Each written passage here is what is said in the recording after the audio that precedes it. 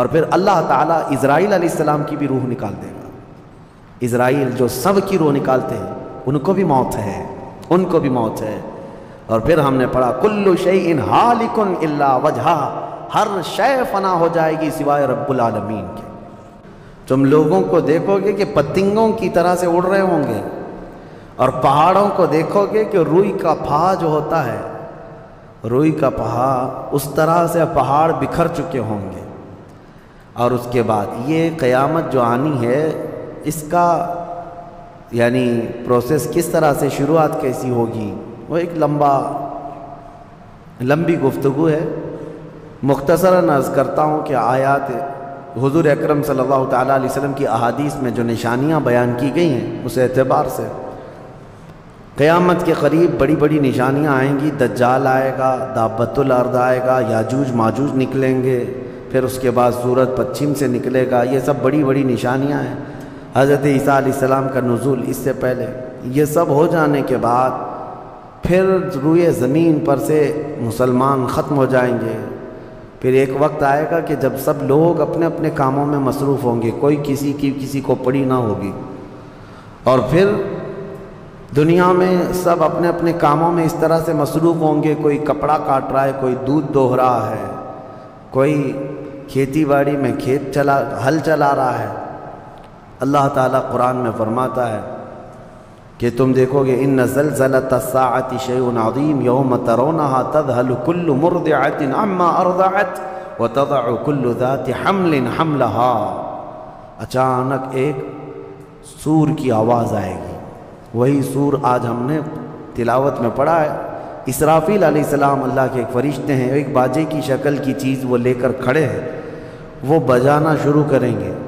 شروع میں دھیمی دھیمی آواز آئے گی اور یہ آواز بڑھتی چلی جائے گی، بڑھتی چلی جائے گی، یہاں تک کہ یہ آواز اتنی سخت ہو جائے گی کہ جو جہاں تھا وہیں کھڑا رہ جائے گا۔ کپڑا کاٹ رہا تھا اس کے ہاتھ سے کینچی گر گئی، جو کھیتی باڑی کر رہا تھا، ہل چلا رہا تھا، وہ وہیں کا وہیں رک جائے گا۔ دودھ دوہنے والا اس کا ہاتھ ویسے ہی رہ جائے گا، یہاں تک کہ حاملہ عورتوں کے پیٹ سے بچہ نکل کر گر جائے گا، جو عورتیں حمل سے ہوں گی۔ اور اس کے بعد پھر ایسی غشی، پھر سب پر موت طاری ہوگی اور زلزلے آئیں گے اور پوری زمین کو ہلا کر کے ختم کر دیا جائے گا۔ یہ قیامت ہے، یہ قیامت ہے۔ سور پھونکنے پر سارے انسان جتنے روئے زمین پر ہیں سب کے سب ختم ہو جائیں گے۔ اس کے بعد اللہ تعالیٰ فرماتا ہے ثم نفخ فیہ اخری، پھر دوسری بار سور پھونکنے کا حکم ہوگا۔ لیکن کیسے؟ سور جب حضرت اسرافیل علیہ السلام پھونکیں گے، پہلے انسانوں کی موت، پھر یہاں پر جتنی مخلوقات ہیں، جنات ہیں، جانور ہیں، سب کی موت، چرند پرند تو چھوڑے، نباتات، یہ پیڑ پودوں میں کی جان ختم۔ چاند سورج کو جب ختم کر دیا گیا تو پھر کوئی چیز ہی نہیں، ستارے، چاند، سورج سب، بلکہ اللہ تعالیٰ کے جتنے ملائکہ ہیں، جبرائیل امین علیہ السلام سے لے کر دوسرے ایک فرشتے تک، سارے ملائکہ کو بھی موت آئے گی، سب موت کے شکار ہوں گے۔ اور سارے جب انتقال کر جائیں گے تو پھر بچتا کون ہے؟ صرف حضرت اسرافیل علیہ السلام جنہوں نے سور پھونکا۔ اب ان کو سور پھونکنے کا حکم جو تھا وہ کہا جائے گا روک دو اب۔ پھر اللہ تعالیٰ حضرت اسرافیل علیہ السلام کو بھی موت طاری کرے گا، اور روح نکالنے والا فرشتہ کون ہے؟ ملک الموت اسرائیل علیہ السلام۔ اب تک یہ سب کی روح نکال چکے ہوں گے، اور پھر اللہ تعالیٰ اسرائیل علیہ السلام کی بھی روح نکال دے گا۔ اسرائیل جو سب کی روح نکالتے ہیں ان کو بھی موت ہے، ان کو بھی موت ہے۔ اور پھر ہم نے پڑھا کل شیء ہالک الا وجہہ، ہر شے فنا ہو جائے گی سوائے رب العالمین کے۔ کل من علیہا فان ویبقى وجہ ربک ذو الجلال والاکرام، جو کچھ بھی ہے سب فنا ہو جائے گا، تمہارے رب کی ذات صرف باقی رہے گی، کوئی نہیں باقی رہے گا۔ پھر جب مولا کی مرضی ہوگی، رب تبارک و تعالیٰ دوبارہ اسرافیل علیہ السلام کو اٹھائے گا۔ اسرافیل علیہ السلام دوبارہ اٹھیں گے، اور پھر ان سے کہا جائے گا دوبارہ سور پھونکو، پھر سے پھونکو۔ اب جب دوبارہ حضرت اسرافیل علیہ السلام سور پھونکیں گے تو یہ زندگی کا سور ہے. پہلے والا یہ نفخہ اولا اس کو کہتے ہیں، وہ موت کا تھا، اور نفخہ ثانیہ حیات کا ہے، زندگی کا ہے. اب رب تعالیٰ نے جو وعدہ فرمایا تھا کہ ہم تمہیں موت کے بعد دوبارہ اٹھائیں گے، یہ وعدہ اس وقت پورا ہوگا. اب دوسرے مرتبہ جب سور پھونکنا شروع کرتے ہیں اسرافیل علیہ السلام، کتنے انسان آئے گئے، آدم علیہ السلام سے لے کر قیامت تک سب وہ زمینوں میں جہاں کہیں ہوں گے. کسی کو جلا کر ختم کر دیا گیا ہو، کسی کو جانور کھا گیا ہو، کسی کو پانی میں ختم کر دیا ہو، کسی بھی طرح سے، لیکن مولا تعالیٰ سب کو اٹھانے والا ہے. لیکن فرمایا حدیث پاک میں ہے کہ یہ دوسری سور پھونکنے کے بعد سب سے پہلے روئے زمین پر جو اٹھیں گے وہ محمد الرسول اللہ کی. میرے آقا صلی اللہ تعالیٰ علیہ وسلم فرماتے ہیں میں اپنی قبر سے اٹھوں گا سب سے پہلے، اور محشر کے میدان کی طرف جو حضور جائیں گے تو فرماتے ہیں حضور صلی اللہ علیہ وسلم اٹھیں گے، ان کے بعد ابو بکر صدیق، ان کے بعد عمر فاروق رضی اللہ تعالیٰ عنہ، پھر ساری کائنات کو اللہ اٹھائے گا.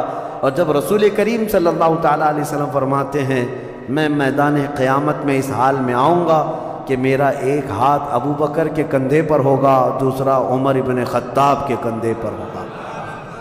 یقیناً وہ اس دن کے دولہ ہیں.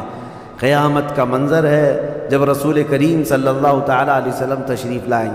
اور اس کے بعد رب تعالیٰ نے فرمایا، سورہ زمر میں 2 آیتیں آئی ہیں، وَسِيقَ الَّذِينَ كَفَرُوا إِلَى جَهَنَّمَ زُمَرًا. اب جو کفار تھے ان سب کو کھینچ کر کے لایا جائے گا میدان قیامت میں. پہلے تو میں آپ کو بتا دوں پوری تفصیلات قیامت کے میدان میں، اس کے بعد ان آیتوں کی تفسیر پر آتا ہوں. پھر جب سب کو اٹھا دیا گیا تو ایک زمین ہوگی. اب وہ زمین کہاں ہوگی وہ اللہ بہتر جانتا ہے کس جگہ، کیونکہ یہ زمین ہے ہی نہیں، یہ آسمان ہے ہی نہیں، تو پھر اس وقت بنے گا کیا یہ اللہ ہی بہتر جانے. کہاں بنے گا، کس طرح بنے گا، اس میں ہم نہ سوچ سکتے ہیں نہ مثال دے سکتے ہیں. اب آپ مجھے بتاؤ یہ جو زمین جس پہ آپ بیٹھے ہیں یہ ختم ہونے والی، کیا رہے گا نیچے؟ آسمان جو دکھ رہا ہے یہ بھی ختم ہونے والا ہے، پھر کیا رہے گا اوپر ہمیں نہیں معلوم. لیکن اللہ کریم ایک زمین بنائے گا جس کے متعلق کہا گیا وہ تانبے اور پیتل سے بنی ہوئی ہوگی، یہ مٹی والی زمین نہیں.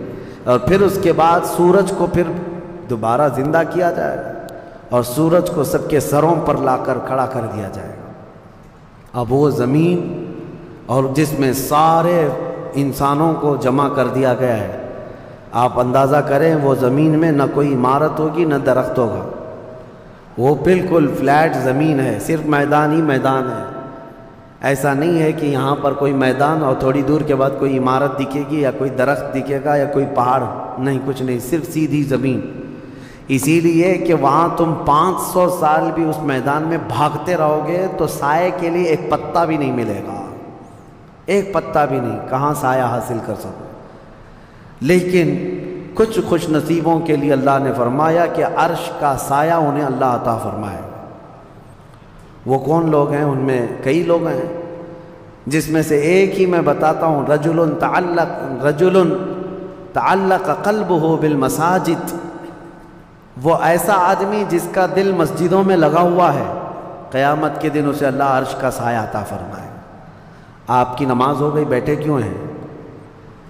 نماز ہو گئی، نماز کے بعد چلے جانا چاہیے، لیکن تمہارا دل مسجد میں لگا ہوا ہے. انہی لوگوں کی فضیلت میں ہے جب قیامت کے دن کوئی سایہ نہ ہوگا، ان لوگوں کے لیے اللہ عرش کا سایہ عطا کرے گا. اب یہ جو سارے لوگ جمع ہوں گے، کسی کو کچھ پتہ نہیں کہ ہونا کیا ہے، کسی کو نہیں پتہ کہ کیا ہونا ہے. نفسا نفسی کا عالم ہے اور سب ایک دوسرے کو تک رہے ہیں. اب یہی مسئلہ ہے کہ سارے لوگ وہاں پہ کفار بھی ہوں گے، مشرکین بھی ہوں گے، جتنی امتیں پہلے آئی تھی وہ بھی ہیں، انبیاء بھی ہیں، اولیاء بھی ہیں، صلحاء بھی ہیں، صحابہ بھی ہیں، علماء بھی ہیں، سب ہیں. لیکن کسی کو کچھ سوچتا نہیں کہ کیا کیا جائے. یہی بے خبری سے پوری مخلوق جو ہے انبیاء کے پاس جاتی ہے. انبیاء میں سب سے پہلے ابو البشر سیدنا آدم علیہ السلام سے کہتے ہیں سارے لوگ آپ تو ہم سب کے باپ ہیں، ہمارے لیے اللہ کی بارگاہ میں سفارش کریں کہ کچھ ہمارے متعلق کیا حکم ہے وہ پتہ چل جائے، ہمیں کہاں جانا ہے، جنت میں یا دوزخ میں، یہ ابھی پتہ چل جائے، حساب بھی نہیں شروع ہو رہا ہے۔ تو آدم علیہ السلام نے فرمایا، وہ فرمائیں گے کہ اے لوگو جاؤ، اس لیے کہ مجھے ڈر ہے اللہ کریم کی بارگاہ میں نے جنت میں وہ ممنوع شجر کا جو پھل کھا لیا تھا، مجھے آج بھی اس کا احساس ہے کہ کہیں رب تبارک و تعالیٰ مجھے اس پر عتاب نہ فرما دے، جاؤ کسی اور کے پاس۔ جتنے نبیوں کے پاس یہ قوم جاتی تھی وہ انبیاء کرام یہ کہتے آج ہمیں خوف ہے اللہ کریم کی بارگاہ میں، وہ قہار ہے، وہ جبار ہے۔ اور میں نے آج ایک آیت یہ بھی پڑھی ہے سورہ مومن میں، اللہ نے فرمایا لمن الملک اليوم، اس دن یہ آواز آئے گی آج کی بادشاہت کس کی ہے، آج کی بادشاہت کس کی ہے؟ پھر اللہ خود فرمائے گا للہ الواحد القہار، ایک قہر کرنے والے خدا کی آج بادشاہت ہے۔ اس دن صرف اس کی سلطنت ہوگی، صرف اس کی حکومت ہے۔ انبیاء، ملائکہ سب ڈرے ہوئے ہیں، پتہ نہیں برسوں یہ قوم گھومتی رہے گی مخلوق۔ عیسیٰ علیہ السلام فرمائیں گے کہ اے لوگو جاؤ محمد الرسول اللہ کے پاس، آج وہ تمہاری سنیں گے اور اللہ ان کی سنے گا۔ پوری مخلوق جب نبی کریم صلی اللہ علیہ وسلم کے پاس آتی ہے تو نبی پاک صلی اللہ تعالیٰ علیہ وسلم فرماتے ہیں ہاں میں اسی کے انتظار میں ہوں۔ پھر حضور صلی اللہ علیہ وسلم سجدے میں گرتے ہیں اور اللہ کو منانے لگتے ہیں کہ مولا ہے تو تیرے بندے، تو حساب تو شروع فرما۔ اس کو کہتے ہیں شفاعت کبریٰ۔ یہ کیا ہے شفاعت کبریٰ؟ بڑی شفاعت، یہ سب کے لیے، کافروں کے لیے، مشرکوں کے لیے، سب کے لیے۔ یعنی حضور کی پہلی شفاعت کس کام کی تھی؟ کہ اللہ حساب تو شروع کرے، یہ شفاعت کبریٰ ہے، حساب شروع کرے مولا تعالیٰ ساری انسانیت کے لیے۔ حضور جب سجدے میں گرتے ہیں اللہ کریم فرماتا ہے ارفع رأسک یا محمد، حضور نے یہ فرمایا ہے کہ اس دن میں سجدے میں ایسی ثنا اور ایسی حمد بیان کروں گا اللہ کی جو آج تک کسی نے نہیں بیان کی ہوگی، اور اسی دن مجھے اللہ وہ تلقین بھی فرمائے گا۔ اور جب حضور ثنا کر رہے ہوں گے اللہ فرماتا ہے ارفع رأسک یا محمد، اے محمد صلی اللہ علیہ وسلم اپنا سر اٹھائیے، آپ مانگیے آپ کو دیا جائے گا، آپ پوچھئے آپ کو جواب دیا جائے گا۔ یہ پہلا سوال ہے اللہ کی بارگاہ میں قیامت کے دن، اور پہلا جواب ہے، باقی کسی بندے کو کوئی جواب نہیں تھا۔ اللہ کی بارگاہ میں حضور نے جب یہ عرض کیا تو رب تعالیٰ فرماتا ہے ملائکہ کو جس کی ڈیوٹی تھی، جس کا کام تھا کہ میدان قیامت میں میزان عمل لگا دیا جائے، حساب و کتاب ہوں، سب کے نام اعمال ان کے ہاتھوں میں دیے جائیں، سب کو پڑھنے کا حکم دیا جائے۔ اب حساب کا آرڈر آ گیا، حکم آ گیا، تو لوگ تھوڑی راحت کی سانس لیتے ہیں کہ چلو حساب شروع ہونے والا ہے، لیکن ابھی اتنا آسان نہیں ہے، اتنا آسان نہیں۔ اب فرشتے لا رہے ہیں سب کے اعمال نامے، لوگوں کو ایسا لگتا ہے اعمال نامہ یہ 4 پنے کا ہوگا، ہاں جیسے ایگزام پیپر میں فل شیٹ A4 سائز کی شیٹ لے کر کے بیٹھتے ہیں۔ قرآن میں تو اللہ تعالیٰ نے فرمایا کہ جب نامہ اعمال فرشتے لے کر کے آئیں گے تو کتنے ہوں گے پتہ ہے؟ تمہاری نظر جہاں تک جاتی ہوگی وہاں تک صرف کتابیں تمہاری ہوں گی، صرف تمہاری کتابیں فرشتے لاد کر کے لا رہے ہوں گے، اس میں سب لکھا ہوگا، زندگی میں جتنی مرتبہ باتیں کیا تھا، جو کچھ بھی کیا تھا سب ڈیٹیل ہوگا۔ اور ہر آدمی وہاں پکار کر کے کیا کہتا ہے ما لہذا الکتاب لا یغادر صغیرۃ ولا کبیرۃ الا احصاها، اے اللہ تو کیسی کتاب بنا دیا، اس میں چھوٹی چیز بھی نہیں چھوڑی گئی، بڑی چیز بھی نہیں چھوڑی گئی، سب لکھ دیا گیا ہے، اور پھر لا کر کے تھما دیا جائے گا۔ یہ پہلی علامت ہے کہ جس کے سیدھے ہاتھ میں اس کے نامہ اعمال پکڑا دیے جائیں گے، فرمایا گیا اس کے لیے وہیں سے ہلکا پن ہے، بشارت ہے کہ آسانی ہوگی، اور جس کے بائیں ہاتھ میں فرشتوں نے پکڑا دیا تو سمجھ لو کہ اب لمبا اس کا وقت جانے والا ہے، حساب سخت ہونے والا ہے۔ یہ تو صرف پڑھ کے سنانا ہے، اور اس کے بعد پھر پکڑ ہوگی کسی کام پر، یہ تو نے کیوں کیا تھا، اس کی وجہ بتا، یہ تو نے کیوں کھایا تھا، اس کی وجہ بتا، اس کے ساتھ ایسا کیوں کیا تھا، اس کا سبب بتا۔ صرف پڑھ کر کے سنانا نہیں ہے، جو کیا تھا اس کی وجہ بتانا ہے، اور جب وجہ کچھ نہ ہوگی حکم آ جائے گا کہ انہیں اوندھے منہ کھینچ کر کے دوزخ کی طرف لے جائیں۔ یہ قیامت کے دن ہو رہا ہے۔ اب یہاں پر ایک دوسری شفاعت ہے میرے آقا صلی اللہ علیہ وسلم۔ اب یہ جو شفاعت ہے یہ خاص امت محمدیہ کے لیے۔ ایک شفاعت حضور نے فرمائی سارے انسانوں کا حساب شروع ہو جائے، جب حساب شروع ہو گیا تو رب حضور صلی اللہ تعالیٰ علیہ وسلم پھر سجدہ کرتے ہیں اللہ کی بارگاہ میں۔ اللہ فرماتا ہے محبوب سر اٹھائیں، پوچھیں آپ کو دیا جائے گا۔ حضور عرض کرتے ہیں مولا میری امت کی بخشش آسان فرما دیں، میری امت کا حساب آسان فرما دیں۔ اب حضور کو اختیار دیا جائے گا، حضور کی یہ بھولی بھالی امت جہاں جہاں ہوگی حضور صلی اللہ علیہ وسلم فرماتے ہیں میں ان کو دور سے پہچان رہا ہوں گا۔ دیکھو میرے عزیزو، بھرا مجمع ہے، کتنی امتیں ہیں۔ ایک صحابی نے پوچھا یا رسول اللہ ہم کو آپ قیامت میں پہچانیں گے؟ حضور نے فرمایا یقیناً پہچانوں گا۔ کیسے؟ حضور فرماتے ہیں زندگی میں تم جو وضو کرتے تھے، یہ جو اعضائے وضو ہیں چہرہ اور ہاتھ، حضور فرماتے ہیں قیامت کے دن یہ سورج کی طرح چمک رہے ہوں گے، اور اسی چمک سے میں پہچان لوں گا یہ میری امت ہے، جس کے ہاتھ چہرے چمک رہے ہوں۔ جو وضو ہی نہیں کرتا اس کا کیا چمکے گا؟ لیکن حضور صلی اللہ تعالیٰ علیہ وسلم نے حدیث پاک ہے یہ وضو کے اعضاء کی چمک سے حضور اپنی امت کو پہچان لیں گے، فلاں میرا امتی ہے، فلاں میرا امتی ہے۔ بہرحال اب اس کے بعد اب میں ان آیتوں کی طرف آتا ہوں۔ حساب و کتاب ہو رہا ہوگا۔ سب سے پہلے وہاں پر قیامت کے دن جن کو لایا جائے گا، الگ الگ روایات ہیں، اس میں 3 لوگوں کے متعلق فرمایا گیا، ایک عالم، ایک شہید اور ایک امیر آدمی پیسے والا۔ حالانکہ تینوں اچھے لوگ تھے دنیا میں۔ یہ جو امیر تھا بہت پیسہ بانٹتا تھا، اور یہ قاری قرآن تلاوت اچھی کرتا تھا، اور یہ شہید تو جنگ میں شہید ہوا تھا لڑ کر کے۔ تینوں کا حساب ہو رہا ہوگا۔ سب سے پہلے رب تبارک و تعالیٰ اس قاری قرآن کو بلائے گا، بتا تو قرآن کیوں پڑھتا تھا؟ وہ کہے گا میں نے تجھے اچھی آواز دی تھی، اچھی آواز دی تھی، تو نے اس آواز کا کیا کیا؟ وہ کہتا ہے میں قرآن پڑھتا تھا بہترین انداز میں۔ رب تعالیٰ فرماتا ہے تو اس لیے پڑھتا تھا کہ لوگ تیری آواز کی تعریف کریں، کیا آواز ہے، اور لوگوں نے تعریف کر دیا، دنیا میں تجھے تیرا بدلہ مل گیا، یہاں قیامت میں کچھ نہیں، جاؤ جہنم میں۔ مالدار آئے گا، اس سے رب تعالیٰ فرمائے میں نے تجھے بہت مال دیا تھا، کیا کیا؟ کہے گا رب تعالیٰ میں نے غریبوں میں تقسیم کیا ہے، بہت خیرات کیا ہے۔ اللہ کریم فرماتا ہے کہ تو نے تو یہ نیت سے تقسیم کیا تھا نا کہ لوگ تجھے دیالو کہیں، سخی کہیں، تیری مال کی تعریف کریں، تو لوگوں نے تو وہ تعریف کر دی، دنیا میں جو تجھے ملنا تھا وہ مل گیا، تیری خواہش ہو گئی، یہاں کچھ نہیں۔ اسے بھی فرمایا جائے گا دوزخ میں ڈال دو۔ تیسرا جو شہید ہے اس کے لیے بھی رب تعالیٰ فرماتا ہے میں نے تجھے جوانی دی تھی، کیا کیا؟ کہا اے اللہ میں لڑتا رہا کافروں کے مقابل میں اور اپنی جان دے دیا۔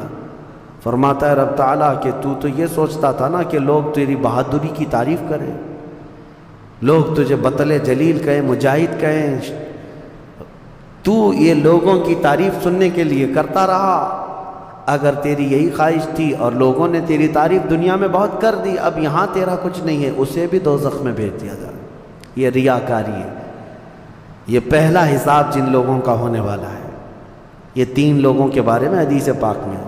پھر میرے آقا صلی اللہ علیہ وسلم فرماتے ہیں قیامت کے میدان سے اس وقت تک کوئی پیر ہٹا نہیں سکتا جب تک اللہ 5 سوالات نہ کر لے۔ ان میں سے پہلا سوال یہی ہے کہ اللہ فرمائے گا میں نے تجھے جوانی دی تھی، تو نے کہاں خرچہ کیا؟ یہ ہر ایک کو بتانا پڑے گا، ہر ایک کو بتانا پڑے گا۔ اب آپ اپنی اپنی تیاری کر لو کہ کہاں کہاں خرچہ کیا، اللہ کو مجھے بتانا ہے۔ آج اگرچہ تم ہماری باتوں کی طرف توجہ نہیں کرو گے، کیئر نہیں کرو گے، لیکن ایک دن وہ آئے گا جب تمہیں اللہ کی بارگاہ میں کھڑے ہو کر اپنی جوانی کا پل پل بتانا ہوگا، وہاں کوئی چارہ نہیں ہوگا۔ وہی اب آیت کریمہ ہے وسیق الذین کفروا الی جہنم زمرا حتی اذا جاؤوها فتحت ابوابها وقال لهم خزنتها، کافروں کی جماعت کو فرشتے کھینچتے ہوئے دوزخ کی طرف لائیں گے۔ دوزخ کیسی ہوگی میں انشاءاللہ العزیز اس کو عرض کروں گا آخری میں، رمضان کے آخر میں، کیونکہ یہ جو عشرہ گزر رہا ہے یہ جہنم سے آزادی کا عشرہ ہے۔ کاش اللہ ہمارا نام بھی آزاد ہونے والوں میں شامل فرمائے، کہ جہنم سے آزاد ہونے والوں میں ہمارا نام شامل ہو گیا تو پھر قسمت ہی قسمت ہے۔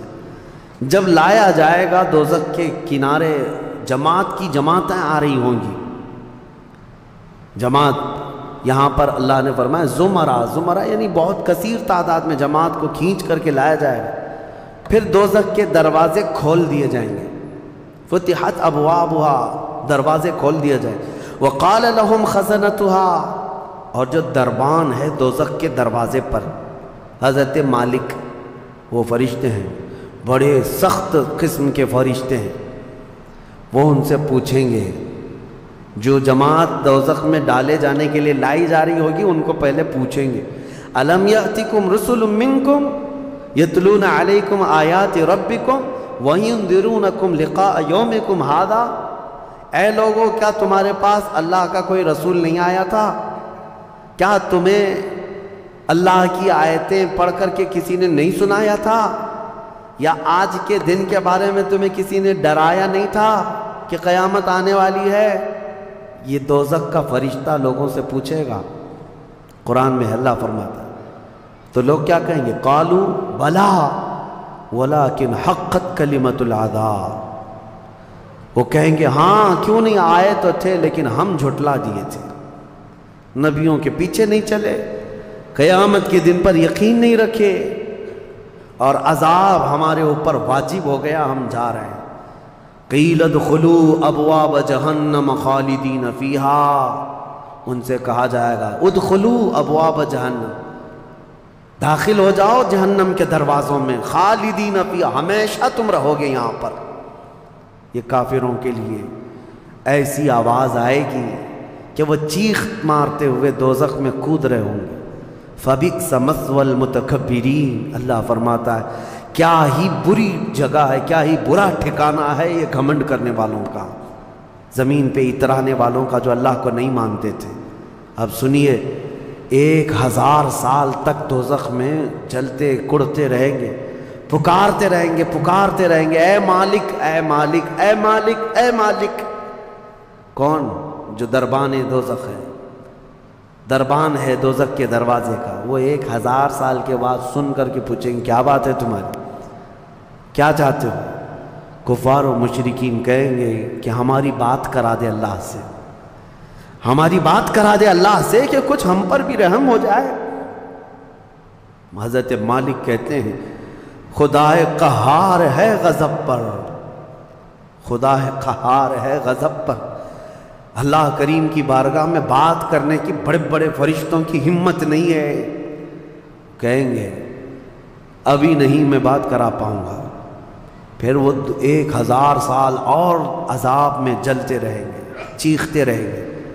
دوسرے 1000 سال کے بعد حضرت مالک پوچھیں گے کیا بات ہے؟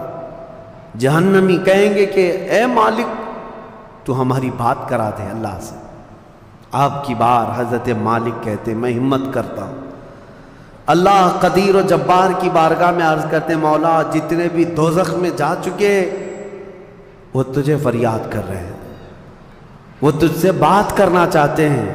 اب رب تعالیٰ کی طرف سے جواب آتا ہے حضرت مالک کو، اے مالک ان دوزخیوں سے کہہ دو کہ آج کے بعد رب تبارک و تعالیٰ نہ ان کی طرف نظر فرمائے گا نہ کلام کرے گا۔ لا یکلمہم اللہ یوم القیامت ولا ینظر الیہم، ان کی طرف رب تعالیٰ دیکھنا بھی نہیں چاہتا۔ وہ قدیر و جبار خدا جب دنیا میں ہر دن بلا رہا تھا آجا میرے بندے میرے پاس، آجا میرے بندے میری طرف آجا، ففروا الی اللہ، اللہ کی طرف دوڑ پڑ، نہیں سنتا تھا، ایک دن بھی نہیں سنا، اور جہنم میں جانے کے بعد پکار رہا ہے۔ رب تعالیٰ فرماتا ہے اب اللہ ان کی طرف دیکھنا بھی نہیں چاہتا۔ حضرت مالک جب یہ پیغام سنا دیتے ہیں اللہ کا، جہنم میں ایسی چیخ نکلتی ہے جہنمیوں کی کہ پورا جہنم ہلنے لگ جاتا ہے، کانپنے لگ جاتا ہے ان جہنمیوں کی چیخ سے، کہ اب ان کو کہہ دیا جاتا ہے خالدین فیہا، اب تم ہمیشہ ہمیشہ کے لیے رہو گے یہاں پر۔ اسی لیے میرے عزیزو کفر سے ڈرو، کفر سے ڈرو۔ گناہ کرنے کے بعد معافی ہے لیکن کفر کی معافی نہیں۔ اسی لیے اولیاء امت ڈرا کرتے تھے کہ کہیں موت سے پہلے ایمان چلا گیا، کفر پر موت ہو گئی تو کیا ہوگا، پھر ہمیشہ ہمیشہ کے لیے دوزخ میں جانا پڑے گا، نہ وہاں کسی کی سفارش ہوگی نہ کوئی شفاعت ہوگی۔ شفاعت اور سفارش گنہگاروں کے لیے ہے، کافروں اور مشرکین کے لیے نہیں۔ قرآن میں اللہ نے فرمایا ان اللہ لا یغفر ان یشرک بہ ویغفر ما دون ذلک لمن یشاء، بے شک اللہ تعالیٰ اس کے ساتھ کیے ہوئے شرک کو اور کفر کو ہرگز معاف نہیں کرے گا، اور اس کے علاوہ جو کچھ بھی کیا ہے اللہ سب معاف کرے گا، کفر کو اور شرک کو معاف نہیں کرے گا۔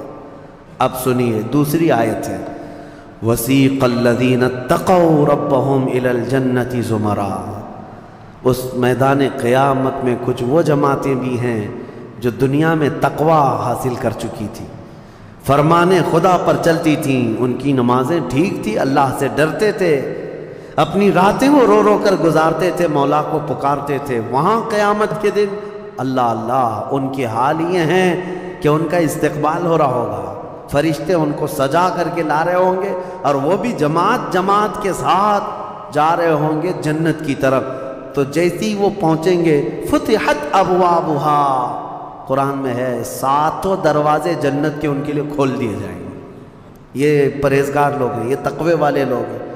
جیسے ہی جنت کے دروازے کھلیں گے وقال لهم خزنتها، وہاں پر بھی دربان ہے ایک، جنت کے دروازوں کا دربان وہ حضرت رضوان ہے علیہ السلام، وہ فرشتہ وہاں پر ہے، جنت کے دربان ہے۔ جیسے ہی یہ جماعتیں قریب پہنچیں گی دروازوں کے، کیا کہے گا دربان جنت؟ وقال لهم خزنتها سلام علیکم طبتم، مبارک ہو، اللہ کی سلامتی ہو تم کو۔ یہ جو ہم سلام کرتے ہیں نا السلام علیکم، یہ جنتی سلام ہے، یہ دربان جنت جو داروغہ ہے جنت کے دروازوں کا، وہ سلام کرے گا فرشتہ جو آ رہے ہیں جنت میں، سلام علیکم طبتم، مبارک ہو، خوش آمدید، اللہ کی سلامتی ہو، فادخلوها، آ جاؤ جنت میں داخل ہو جاؤ، خالدین، ہمیشہ کے لیے، اب تم بھی یہاں سے نہیں جاؤ گے۔ اب ہمارے اس چھوٹی سی زندگی میں بتاؤ میرے عزیزوں، اب اندر جیسے ہی جنتی داخل ہوتے ہیں کیسے، سب سے پہلی نعمت کیا ملتی ہے جنت میں؟ اللہ اکبر، آپ کے لیے اور ہمارے لیے سیب ملے گا، انگور ملے گا، گوشت ملے گا، کھانے کے لیے کیا ملے گا؟ میرے عزیزوں سب نعمتیں اپنی جگہ پر، لیکن فرمایا گیا جنتی جیسے ہی جنت میں پہلا قدم رکھتا ہے محمد الرسول اللہ کھڑے ہوں گے، میرے آقا صلی اللہ تعالیٰ علیہ وسلم ہوں گے اپنے امتیوں کے استقبال کے لیے۔ اس سے بڑی نعمت کیا ہے میرے عزیز؟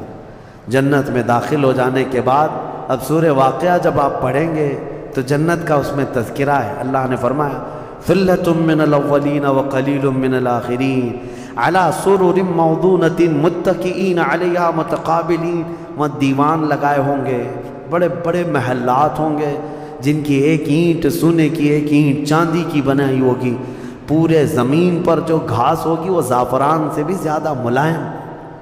اور اللہ نے کتنی جگہ قرآن میں فرمایا جنات تجری من تحتها الانہار، ایسے باغیچے جن میں نہریں بہہ رہی ہوں گی، اور ایسی نہریں جن کا پانی دودھ کی طرح سفید، شہد سے زیادہ میٹھا اور ٹھنڈا، یہ ٹھنڈے میٹھے پانی کی نہریں جس کو کوثر اور سلسبیل کہا گیا ہے، یہ جنت کے باغیچوں سے ہو کر گزر رہی ہوں گی۔